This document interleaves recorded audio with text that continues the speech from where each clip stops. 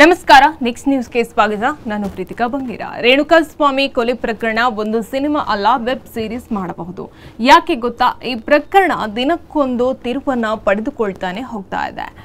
ಈ ಪ್ರಕರಣದಲ್ಲಿ drama, mystery, tragedy, investigation ಎಲ್ಲವೂ ಇದೆ. ಈ ಕೇಸ್ ದಿನಕ್ಕೊಂದು ತಿರುವು ಪಡೆದುಕೊಳ್ತಾ ಇದೆ ಅಂತ ಹೇಳೋದಕ್ಕೂ ಒಂದು ರೀಸನ್ ಇದೆ. ಏನಪ್ಪಾ ಅಂದ್ರೆ, ವಿಚಾರಣೆಗೆ ಮುನ್ನವೇ ಜಾಮೀನು ಅರ್ಜಿಯನ್ನ ಮರಳಿ ಪಡೆದಿದ್ದಾನೆ ದರ್ಶನ್ ಸಹಚರ. ಎಸ್, ಅಸಲಿಗೆ ನಟ ದರ್ಶನ್ ಅಂಡ್ ಗ್ಯಾಂಗ್ನಿಂದ ರೇಣುಕಾಸ್ವಾಮಿ ಕೊಲೆ ಪ್ರಕರಣಕ್ಕೆ ಸಂಬಂಧಿಸಿದಂತೆ 17 ಜನರು ಜೈಲನ್ನ ಸೇರಿದ್ದಾರೆ. ಈ ಪೈಕಿ ದರ್ಶನ್ ಗ್ಯಾಂಗ್ನ ಸಹಚರ ನಿಖಿಲ್ ನಾಯ್ಕ್ ಜಾಮೀನು ಅರ್ಜಿ ಸಲ್ಲಿಸಿದ. ಈ ಕುರಿತು ಇಂದು ಮಧ್ಯಾಹ್ನ 3 ಗಂಟೆಗೆ ಕೋರ್ಟ್ನಲ್ಲಿ ವಿಚಾರಣೆ ಇತ್ತು. ಬಟ್ ಅದೇನಾಗಿತ್ತೋ ಏನೋ ಗೊತ್ತಿಲ್ಲ, ಸಡನ್ ಆಗಿ ಆರೋಪಿ ನಿಖಿಲ್ ನಾಯ್ಕ್ ಪರ ವಕೀಲರು ಜಾಮೀನು ಅರ್ಜಿ ವಾಪಸ್ ಪಡೆದುಕೊಂಡಿದ್ದಾರೆ.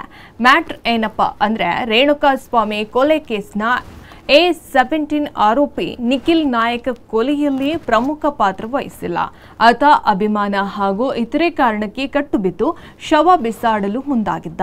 ಹೀಗಾಗಿ ನಿಖಿಲ್ಗೆ ಜಾಮೀನು ಮಂಜೂರು ಮಾಡಬೇಕು ಅಂತ ವಕೀಲರು ಅರ್ಜಿ ಸಲ್ಲಿಕೆ ಮಾಡಿದ್ರು. ಬಟ್ ಅರ್ಜಿ ಮರಳಿ ಪಡೆದಿದ್ದು ನೋಡಿದ್ರೆ ಏನೋ ಸಮಸ್ಯೆ ಇದೆ ಅಂತ ಮೇಲ್ನೋಟಕ್ಕೆ ಕಾಣ್ತಾ ಇದೆ.